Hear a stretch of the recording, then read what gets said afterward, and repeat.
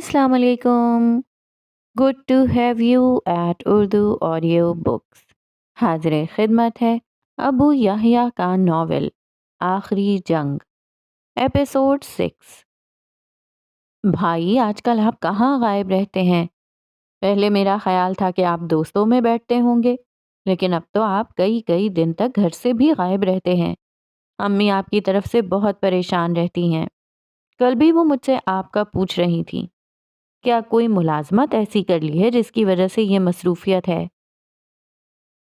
जुनैद ने अपने भाई साद से दरियाफ्त किया। कई दिनों बाद दोनों भाइयों का आमना सामना हुआ था।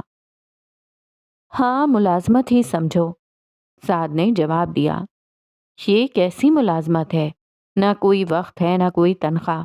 ये तो ठीक नहीं है। तुम्हारा क्या ख्याल है, मैं किसी बुरी सोबत में पड़ गया हूँ? साद ने गुस्से से कहा। ये तो मैंने नहीं कहा, जुनैद ने भाई को गुस्से में आता देखकर वजाहत की। लेकिन असल बात क्या है ये तो बताएं। एक बात बताओ, ये जो दुनिया भर में मुसलमानों पर जुल्म हो रहा है, ईसाई, यहूदी, हिंदू और सारे काफिर मिलकर दुनिया भर में मुसलमानों पर जुल्म और सितम के पहाड़ तोड़ रहे हैं, क्या वो तुम्हें नजर नहीं आते?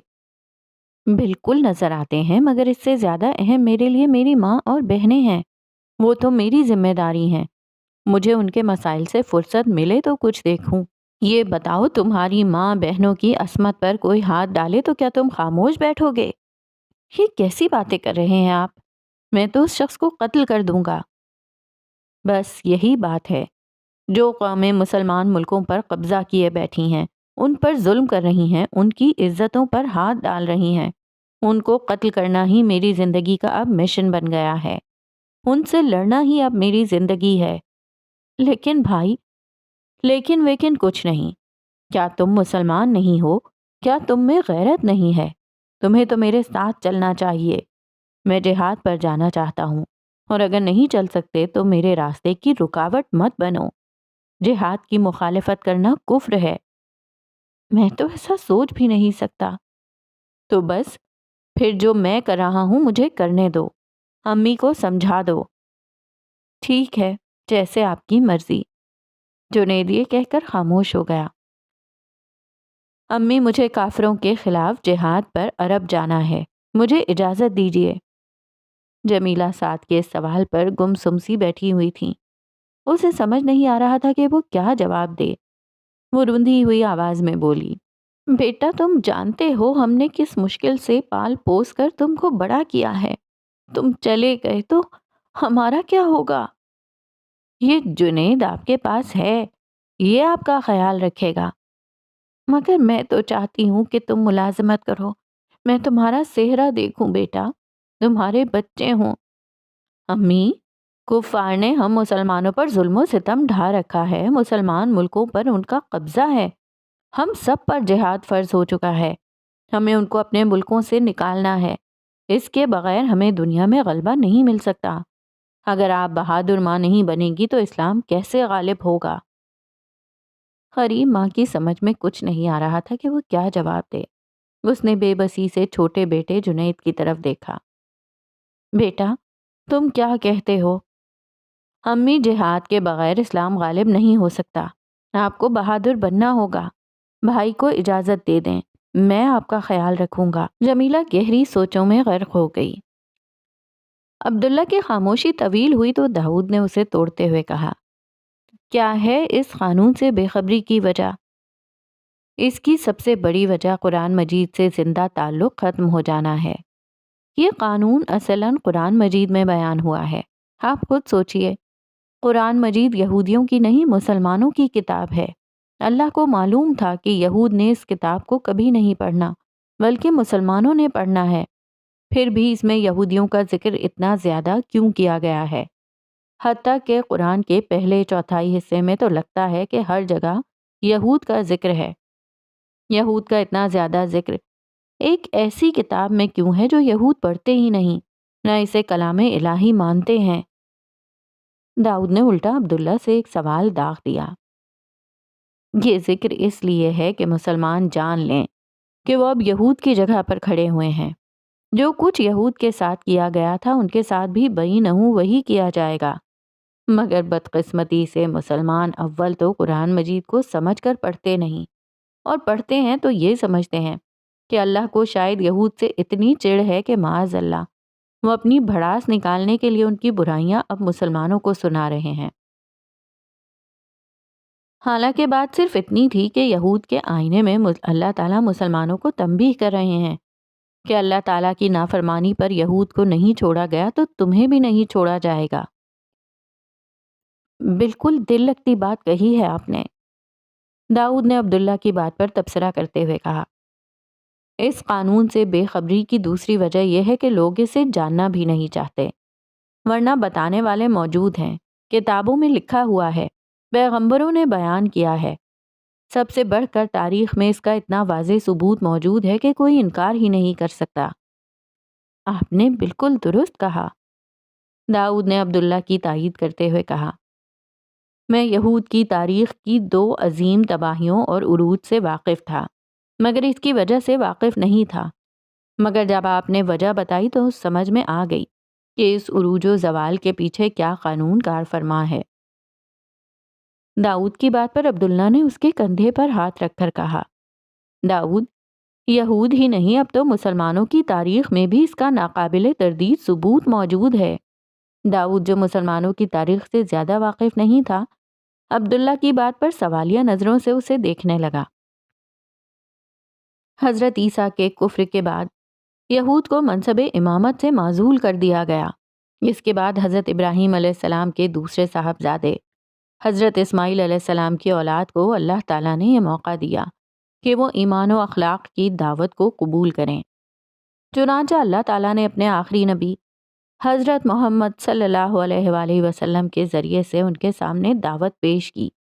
جب یہ دعوت انہوں نے قبول کر لی تو اللہ تعالیٰ نے قرآن مجید کی سورہ نور میں یہ اعلان کر دیا کہ ایمان و عمل صالح کی دعوت قبول کرنے کی بنا پر اللہ تعالیٰ ان کو زمین میں اقتدار دیں گے۔ لیکن مسلمانوں نے تو قیصر و کسریٰ سے جنگ کر کے ان کے خلاف فتح حاصل کی تھی۔ بے شک ایسا ہی ہوا تھا، لیکن اس جنگ کے آغاز سے بہت پہلے اللہ تعالیٰ نے اپنے اس فیصلے کا اعلان کر دیا تھا جو سورہ نور میں بیان ہوا ہے۔ اس کا صاف مطلب یہ ہے کہ فیصلہ ایمان و اخلاق کی دعوت قبول کرنے اور اسے اپنی زندگی بنانے کی بنیاد پر پہلے ہی کیا جا چکا تھا۔ اصل عامل یہی ہوتا ہے۔ اس کے بعد جو غلبہ ملتا ہے وہ جہاد سے بھی مل سکتا ہے اور دعوت سے بھی۔ اس کا انحصار اللہ کی حکمت پر ہوتا ہے۔ مگر جب قوم ایمان و اخلاق کے تقاضوں سے عاری ہو جاتی ہے تو پھر اس کی تمام تر فوجی قوت اور جنگ و جدل صرف تباہی میں اضافے کا سبب بنتی ہے۔ اس کی مثال وہی تباہی ہے جو تاتاریوں کے ہاتھوں مسلمانوں پر آئی۔ اس وقت فوجی قوت کے لحاظ سے مجموعی طور پر مسلمان تاتاریوں سے کہیں زیادہ طاقتور تھے، اتنے زیادہ طاقتور کہ شروع میں چنگیز خان کی یہ ہمت ہی نہیں ہو رہی تھی کہ مسلمانوں پر حملہ کرے، کیونکہ اس کے مقابلے میں ایک طرف خوارزم کی وہ طاقتور سلطنت تھی جو اس زمانے کی سپر پاور کی حیثیت رکھتی تھی، تو دوسری طرف خلافت عباسیہ تھی جس کی ایک پکار پر لاکھوں مسلمان میدان میں آ سکتے تھے۔ پھر خوارزم شاہ نے اپنی طاقت کے زوم میں چنگیز خان کے سفیروں کو قتل کرا دیا۔ یہ وہ وقت تھا جب مسلمان اخلاقی زوال کی آخری حدوں کو چھو رہے تھے۔ چنانچہ خدا کا فیصلہ آ گیا، مسلمانوں کی عظیم فوجی طاقت بیکار چلی گئی۔ پھر نہ خوارزم کے حکمران سلطان علاء الدین کی فوجی طاقت کام آئی، نہ اس کے بہادر بیٹے سلطان جلال الدین کا جذبہ جہاد اور بہادری تاتاریوں کا راستہ روک سکا۔ نہ خوارزم کی عظیم فوجی طاقت کچھ کر سکی، نہ خلافت کی روحانی اور مرکزی طاقت ان کا مقابلہ کر سکی۔ ہر جنگ میں مسلمانوں کو بدترین شکست ہوئی۔ تاتاریوں کا سیلاب پورے عالم اسلام کو برباد کر گیا۔ جی، چنگیز خان اور تاتاریوں کی تباہ کاریوں سے تو کون واقف نہیں؟ داؤد نے عبداللہ کی تائید کرتے ہوئے کہا۔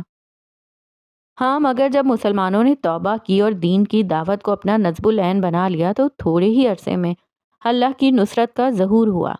دعوتی جدوجہد سے حملہ آور تاتاری ہی مسلمان ہو گئے اور انہی کی نسلوں نے عظیم مسلم ریاستیں قائم کی۔ اس دعوتی عمل کے نتیجے میں مسلمان ایک دفعہ پھر صدیوں تک دنیا میں غالب رہے۔ مگر جب انہوں نے دعوت کو بالکل چھوڑ دیا اور ایمان و اخلاق کی بدترین پستی میں دوبارہ گرے تو ایک دفعہ پھر اللہ کا قہر بھڑکا۔ اس دفعہ اللہ تعالیٰ نے مسلمانوں کو سزا دینے کے لیے مغربی طاقتوں کو اٹھایا۔ ایک دفعہ پھر ہر جنگ میں اور ہر محاذ پر مسلمانوں کو شکست ہوتی چلی گئی اور پورا عالم اسلام مغلوب ہو گیا۔ آج اس مغلوبیت کو 2 صدیوں سے زیادہ ہو چکے ہیں۔ مسلمان اپنی مغلوبیت کی اصل وجہ کو سمجھ کر نہیں دے رہے، اس لیے مسلسل ایک کے بعد ایک شکست کھائے جا رہے ہیں۔ ان کے ملک برباد ہو رہے ہیں، ان پر غیر مسلم مسلط ہو رہے ہیں۔ مسلمان حالت سزا میں ہیں، مگر وہ اپنی اصلاح کرنے کے بجائے ایمان اور عمل صالح کی دعوت کو زندگی بنانے کے بجائے فرقہ واریت، منافقت اور بدعملی کا شکار ہیں۔ انہوں نے قرآن و سنت کے نام پر کچھ خود ساختہ نظریات گھڑ لیے ہیں اور ان کی بنیاد پر نفرت اور تشدد کو فروغ دے رہے ہیں۔ ان نظریات کے غلط ہونے کا سب سے بڑا ثبوت یہ ہے کہ قرآن و احادیث ان سے بالکل خالی ہیں۔ جلیل القدر اہل علم نے ان کی غلطی آخری درجے میں واضح کر دی ہے، اور پچھلی 1 صدی میں تو ان کے غلط ہونے کا تاریخی ثبوت بھی سامنے آ چکا ہے۔ وہ کس طرح؟ داؤد نے بے ساختہ پوچھا۔ وہ اس طرح کے نظریات پر قائم جماعتوں کو بہترین انسانی اور مادی وسائل ملے، مگر اس کے باوجود ان کی تمام تر جدوجہد ایک کے بعد دوسری شکست سے دوچار ہوتی چلی گئی، مگر یہ لوگ ماننے کے بجائے ضد اور ہٹ دھرمی پر اتر آئے ہیں۔ مگر ان کی ہر تعویل اس لیے فاسد ہے کہ یہ اخلاقی طور پر پستی کا شکار ہو چکے ہیں۔ یہ چیز تو اللہ کی لعنت کی علامت ہوتی ہے۔ جب کچھ بندگان خدا ان کو سمجھانے کے لیے کھڑے ہوتے ہیں تو یہ ان کی جان کے دشمن ہو جاتے ہیں، ان کے خلاف جھوٹی مہمیں چلا کر ان کو بدنام کرنے کی کوشش کرتے ہیں، بعض کو جھٹلاتے ہیں، بعض کو قتل کر دیتے ہیں اور بعض کو گھر اور وطن چھوڑنے پر مجبور کر دیتے ہیں۔ اس رویے کے بعد مسلمان کچھ بھی کر لیں، ان پر اللہ کا غضب، لعنت اور سزا بڑھتی جائے گی اور ان کی تباہی اور مغلوبیت بڑھتی چلی جائے گی۔ یہ لوگ باز نہ آئے تو خود بھی مارے جائیں گے اور باقی قوم کو بھی اللہ کے عذاب میں ہلاک کروائیں گے۔ عبداللہ یہ کہہ رہا تھا اور شدت جذبات سے اس کی آنکھوں سے آنسو بہہ رہے تھے۔ وہ خاموش ہو گیا۔ اس کی کیفیت دیکھ کر داؤد بھی خاموش بیٹھا رہا۔ کچھ دیر بعد داؤد نے سوال کیا، کیا اس صورتحال سے نکلنے کا کوئی راستہ ہے؟ راستہ وہی ہے جو پیغمبر ہر دور میں دکھاتے چلے آئے ہیں، ایمان اور عمل صالح کی دعوت، مسلمانوں کے لیے بھی اور غیر مسلموں کے لیے بھی۔ یہی راستہ انبیاء بنی اسرائیل یہود کو دکھاتے چلے آئے۔ یہی راستہ میرے آقا صلی اللہ علیہ وآلہ وسلم نے مکہ میں اپنے قوم کے لوگوں کو دکھایا تو اس کے نوجوانوں نے اسے قبول کر لیا۔ انہیں یقین آ گیا کہ ہم نے یہ بات مان لی تو ایک وقت آئے گا کہ ہر طرح کے امن سے محروم عرب میں وہ انقلاب آ جائے گا کہ ایک تنہا عورت عرب کے ایک سرے سے دوسرے سرے تک طویل سفر اس طرح کرے گی کہ اس کی جان، مال، عزت و آبرو سب محفوظ رہے گی۔ پھر دنیا نے دیکھا کہ ایسا ہوا، اور یہ بھی ہوا کہ عرب کے گلہ باند دنیا کے حکمران بن گئے۔ یہ ثمر ہے ایمان و اخلاق کی دعوت کو قبول کرنے کا۔ عبداللہ ٹھہرے ہوئے لہجے میں یہ باتیں کر رہا تھا اور داؤد کو لگ رہا تھا کہ یہ باتیں کوئی نئی نہیں ہیں بلکہ اس کے اندر پہلے سے موجود تھیں۔ عبداللہ بس ان کی یاد دہانی کروا رہا تھا۔ یہی وہ سبق ہے جو میں نے مکے اور مدینے کی بستی میں پڑھا، یہی سبق پڑھنے میں الحمرا آیا۔ کاش باقی لوگ بھی یہ سبق پڑھ لیں۔ مسلمانوں کے عروج کی منزل ایمان و اخلاق کی شاہراہ سے گزرے بغیر نہیں آتی۔ کاش لوگ مزید تباہی سے پہلے یہ حقیقت سمجھ لیں۔ کاش لوگ مزید بربادی سے پہلے اس قانون الہی کو سمجھ لیں۔ عبداللہ اپنے ارد گرد سے بے نیاز دور آسمان پر نگاہ گاڑے یہ الفاظ ادا کر رہا تھا۔ شام کے سائے ڈھلتے جا رہے تھے، سورج کی روشنی مدھم ہو چکی تھی۔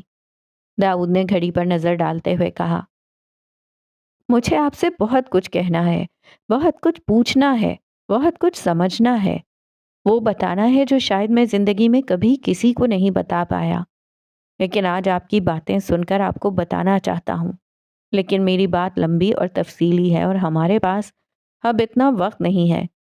وہ لڑکی بھی آپ کی منتظر ہوگی۔ مجھے تو لگتا ہے کہ آپ سے ملنے کے لیے آپ کے وطن آنا پڑے گا۔ کئی دن آپ کے ساتھ رہنا پڑے گا، مجھے آپ کو بہت کچھ بتانا ہے۔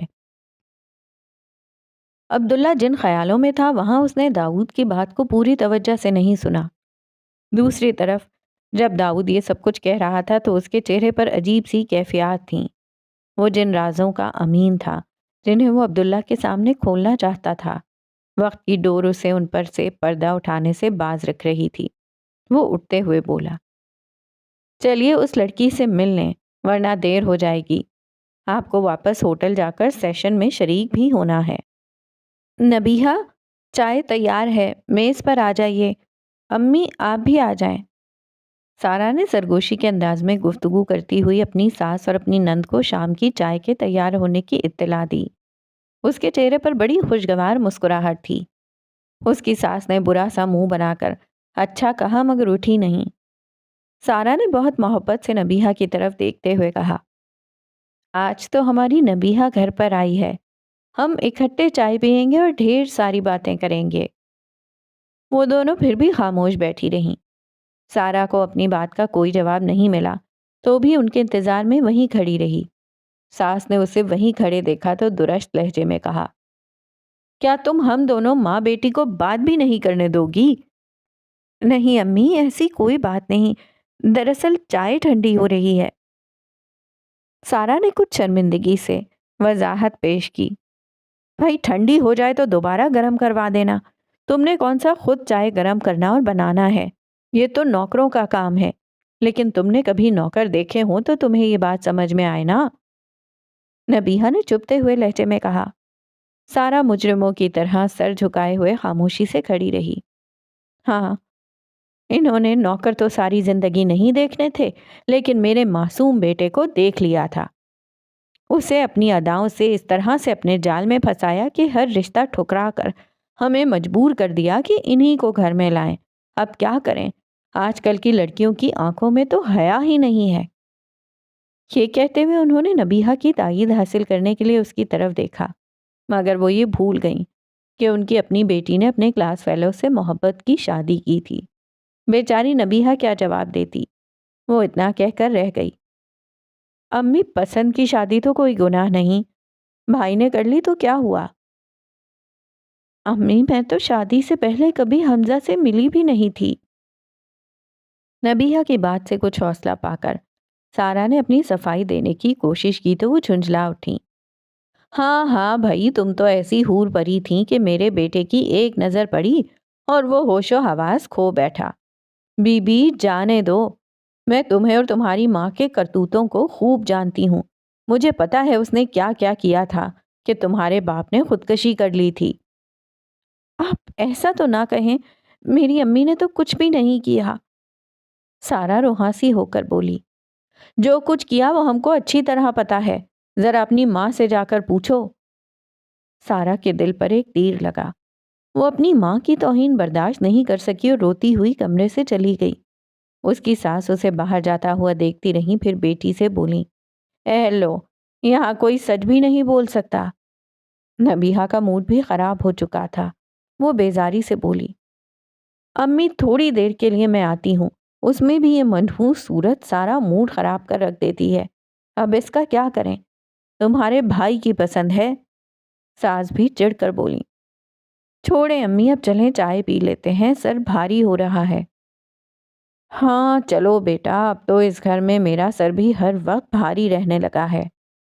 یہ کہہ کر دونوں چائے کی میز کی طرف جانے کے لیے اٹھ گئیں۔ عبداللہ اور داؤد سووینیر شاپ پر پہنچے تو وہ لڑکی ابھی تک وہیں بیٹھی ہوئی کتاب پڑھ رہی تھی۔ داؤد نے عبداللہ کے کان میں سرگوشی کی، میرا خیال تھا کہ یہ جا چکی ہوگی۔ 500 یورو بہت بڑی رقم ہوتی ہے، عبداللہ نے بھی نیچی آواز میں جواب دیا۔ وہ دونوں چلتے ہوئے لڑکی کے قریب پہنچے تو اس نے نظر اٹھا کر ان دونوں کو دیکھ لیا۔ اس کے چہرے پر رونق آ گئی۔ قلعہ بند ہونے کا وقت ہو رہا ہے، میرا خیال تھا کہ شاید آپ لوگ لوٹ کر نہیں آئیں گے۔ لڑکی کے چہرے سے واقعی خوشی جھلک رہی تھی، ملنے والی متوقع رقم کی خوشی۔ سینیوریٹا، ہم نے 2 گھنٹے کا وعدہ کیا تھا اور 2 گھنٹے میں لوٹ کر آ گئے، اور آپ کو یہاں دیکھ کر بہت خوش ہوئے۔ یہ لیجئے مزید 200 یورو۔ عبداللہ نے بٹوے سے 200 یورو کے نوٹ نکال کر لڑکی کی طرف بڑھائے۔ لڑکی نے جھجکتے ہوئے ہاتھ آگے بڑھایا اور نوٹ تھام لیے۔ اس کے چہرے پر ہلکی سی ندامت کے آثار تھے۔ وہ اٹکتے ہوئے بولی، وہ دراصل میری تعلیم کے اخراجات ملازمت سے پورے نہیں ہو رہے تھے، اس لیے مجھے کسی نے مشورہ دیا تھا یہ کم وقت میں بہت سارے پیسے کمانے کا سب سے آسان ذریعہ ہے۔ میں اس طرح کی لڑکی، آپ کے مزید 200 یورو میرے پاس ہیں۔ اگر آپ نے کتاب پڑھ لی ہے تو آپ کو یہ 200 یورو بھی مل سکتے ہیں۔ کیا میں ایک دو باتیں پوچھ سکتا ہوں؟ عبداللہ نے اس کی بات پوری نہیں ہونے دی۔ وہ اسے شرمندگی سے بچانا چاہ رہا تھا۔ آپ مطلب مسلمان ہیں نا؟ لڑکی نے عبداللہ کی بات کا جواب دینے کے بجائے خود ہی ایک سوال کر ڈالا۔ جی میں مسلمان ہوں، جنہیں آپ کے یہاں مور کہا جاتا ہے۔ لڑکی نے داؤد کی طرف دیکھا۔ اسے خیال ہوا کہ یہ مسلمان نہیں ہے۔ داؤد کو اندازہ ہو گیا کہ وہ اس کے متعلق پوچھنا چاہ رہی ہے۔ اس نے مسکراتے ہوئے کہا، میں پہلے یہودی تھا، اب الحمدللہ مسلمان ہو گیا ہوں۔ میں مور ہو گیا ہوں۔ میرا نام داؤد ہے، یہ عبداللہ صاحب ہیں، بہت بڑے اسکالر ہیں، بہت بڑے آدمی ہیں۔ آپ خوش قسمت ہیں کہ آپ کی ان سے ملاقات ہو گئی۔ لڑکی نے بے یقینی کے انداز میں داؤد کو دیکھا، پھر عبداللہ کو غور سے دیکھنے لگی۔ عبداللہ کہیں سے بھی کوئی غیر معمولی شخص نہیں لگ رہا تھا۔ اس سے پہلے وہ لڑکی عبداللہ کے بارے میں مزید کچھ پوچھتی یا کہتی، عبداللہ نے فوراً ایک سوال پوچھتے ہوئے موضوع بدل دیا۔ آپ کا نام کیا ہے سینیوریٹا؟ میرا نام مارگریٹ ہے۔ آپ نے اس کتاب کو پڑھ کر اگر کوئی بات سمجھی ہے تو وہ بتا دیں۔ میں پیدائشی طور پر کیتھولک ہوں، لیکن اب میں کسی مذہب اور خدا کو نہیں مانتی۔ مارگریٹ نے جواب دینے کے بجائے اپنی بات کہی۔ عبداللہ خاموش رہا۔ داؤد بھی خاموش تماشائی کی طرح دونوں کی گفتگو سننے لگا۔ کچھ دیر خاموشی رہی، پھر لڑکی خود ہی کتاب کے اہم مضامین کا خلاصہ کرنے لگی۔ اللہ کے سوا کوئی معبود نہیں ہے۔ وہ بہت رحم کرنے والا اور معاف کرنے والا ہے۔ اس کے ساتھ کسی کو شریک نہ کرو۔ موسیٰ اور عیسیٰ اللہ کے پیغمبر تھے۔ اللہ کے آخری پیغمبر محمد تھے۔ ان کی تعلیم وہی تھی جو پچھلے پیغمبروں کی تھی کہ ایک اللہ کی عبادت کرو، لوگوں کے ساتھ عدل و احسان سے پیش آؤ، لوگوں پر اپنا مال خرچ کرو، بری باتوں سے دور رہو، ناحق قتل نہ کرو، زنا مت کرو، کسی پر ظلم اور زیادتی مت کرو۔ لڑکی یہ کہہ کر خاموش ہو گئی۔ وہ سوچ سوچ کر بول رہی تھی، مگر اس نے بڑی خوبی سے مختصر کتاب کے بیشتر مضامین کا خلاصہ بیان کر دیا تھا، لیکن اس سے عقیدہ آخرت کا بیان رہ گیا تھا۔ عبداللہ نے اس کمی کو محسوس کر لیا اور بٹوے سے مزید 200 یورو نکالے اور لڑکی کی طرف بڑھاتے ہوئے کمال مہارت سے اس کی بات کو آخرت کے ذکر سے جوڑ دیا۔ اور یہ کہ کبھی غلطی ہو جائے تو اللہ سے معافی مانگ لو، وہ بہت معاف کرنے والا اور رحم کرنے والا ہے۔ اور یقین رکھو کہ جب تم اس طرح زندگی گزارو گے تو اللہ رب العزت جو تمہارا رب ہے تمہیں مرنے کے بعد ہمیشہ کی زندگی دے گا، جہاں تم ابدی طور پر اس کی نعمتوں کے باغ میں رہو گے۔ یہ کہتے ہوئے عبداللہ نے پیسے دینے کے لیے مارگریٹ کی طرف اپنا ہاتھ بڑھایا، مگر اس کا ہاتھ آگے نہیں بڑھا۔ عبداللہ نے زبردستی اس کی مٹھی میں پیسے رکھ دیے، پھر اسے مخاطب کرتے ہوئے اپنی بات جاری رکھی۔ اور یہ کہ مارگریٹ، وہاں تم ہمیشہ جوان رہو گی، کبھی بوڑھی نہیں ہوگی، ہمیشہ حسین نظر آؤ گی، تمہارا حسن کبھی نہیں مرجھائے گا، تمہیں کبھی پیسوں کی کمی نہیں ہوگی، جو تمہارا دل چاہے گا تمہیں دیا جائے گا، اور جو چیز مانگو گی تمہیں ملے گی۔ یہ تمہارے رب کا تم سے وعدہ ہے، وہ اپنے وعدے کے کبھی خلاف نہیں کرتا۔ عبداللہ کے لہجے میں اتنی تاثیر تھی کہ مارگریٹ کی آنکھوں سے آنسو بہنے لگے۔ داؤد کی اپنی کیفیت بھی عجیب ہو گئی۔ ایسا لگا کہ جنت کی یہ بشارت مارگریٹ کو نہیں اسے دی جا رہی ہے۔ مارگریٹ ٹھہرے ہوئے انداز میں بولی، یہ سب کیا بہت عجیب نہیں ہے؟ سینیوریٹا، اس دنیا میں کیا عجیب نہیں ہے؟ تم غور کرو، چند برس پہلے تم کچھ بھی نہیں تھیں، پھر تم اپنے والدین کے گھر پیدا ہو گئیں۔ کیا یہ عجیب نہیں ہے؟ تم کھانا کھاتی ہو، وہ ہضم ہو کر تمہارے جسم کا حصہ بن جاتا ہے۔ ذرا سوچو، کھانا مارگریٹ میں تبدیل ہو جاتا ہے۔ کیا یہ عجیب نہیں ہے؟ میں ذہن میں ایک بات سوچتا ہوں، پھر اپنی زبان سے اسے الفاظ کی شکل ادا کرتا ہوں۔ یہ الفاظ ہوا کے دوش پر تمہارے کانوں تک پہنچتے ہیں اور پھر تمہارا ذہن میرے ذہن کی بات سمجھ لیتا ہے۔ کیا یہ عجیب نہیں ہے؟ عبداللہ کے الفاظ محض الفاظ نہیں تھے، وہ حقیقتیں تھیں جن کو فراموش کر کے ہر شخص جیتا ہے۔ اس لیے کہ یہ سارے حقائق بہت عجیب صحیح مگر بہت عام تھے، لیکن عبداللہ کے بیان کرنے سے مارگریٹ کو ان عام چیزوں کا خاص اور عجیب ہونا سمجھ میں آ رہا تھا۔ سینیوریٹا، اس دنیا میں غافل بن کر رہو گی تو یہاں سب معمول کی بات ہے، اور عقل مند بن کر جیو گی تو ہر چیز عجیب ہے۔ ویسے یہ بتاؤ تم خدا کو کیوں نہیں مانتی؟ پتہ نہیں، بس مجھے یقین نہیں آتا، اس نے کھوئے کھوئے لہجے میں جواب دیا۔ سوچتی رہو، غور کرتی رہو، یقین آ جائے گا۔ اچھا؟ مارگریٹ قدرے تعجب سے بولی۔ میں جب یہ سوال اپنے والدین اور اپنے پادریوں سے کرتی تھی تو وہ کہتے تھے کہ سوچنا چھوڑ دو، یقین آ جائے گا۔ سینیور، مگر آپ تو کہہ رہے ہیں کہ سوچتی رہو اور یقین آ جائے گا۔ عبداللہ نے اپنا کارڈ اسے دیتے ہوئے کہا۔ جو انسانوں کی طرف بلاتے ہیں وہ سوچنے سے منع کرتے ہیں، جو اللہ پروردگار کی طرف بلاتے ہیں وہ سوچنے پر آمادہ کرتے ہیں۔ سوچتی رہو اور جب سوال پیدا ہو یا یقین آ جائے تو مجھ سے رابطہ کر لینا۔ یہ کہتے ہوئے عبداللہ نے اپنا وزٹنگ کارڈ نکالا اور نکال کر مارگریٹ کے ہاتھ پر رکھ دیا۔